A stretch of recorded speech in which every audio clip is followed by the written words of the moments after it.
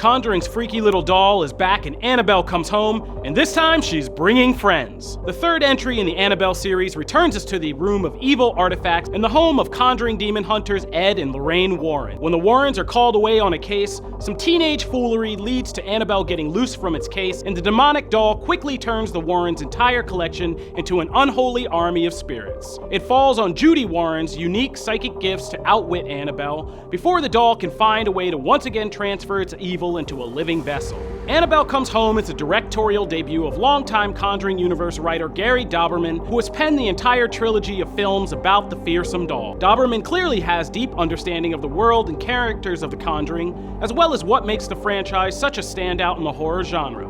Unfortunately, his film lacks any real teeth and ultimately pales in comparison to the franchise's previous installment, Annabelle Creation. The story Dauberman creates is actually full of potential at the start, with well-drawn teen characters and some compelling motivation for why Annabelle gets loose in the first place. Most of the film is an effectively creepy buildup of tension and horror. The only problem is that there's no real payoff in the third act, despite the implications of an R rating. By the time the demonic threat is over, it feels like all we've gotten is a bad night of babysitting, rather than the terrifying demon invasion the film promised. In the end, Annabelle Comes Home falls squarely in the middle of the trilogy. It's better than the first installment, but nowhere near as good as the sequel. There are some fun ties to the larger Conjuring franchise for longtime fans, and maybe even some teases of where the franchise is headed next, so be on the lookout. I'm Kofi Outlaw for Comicbook.com, and I give Annabelle Comes Home 2 out of 5 stars.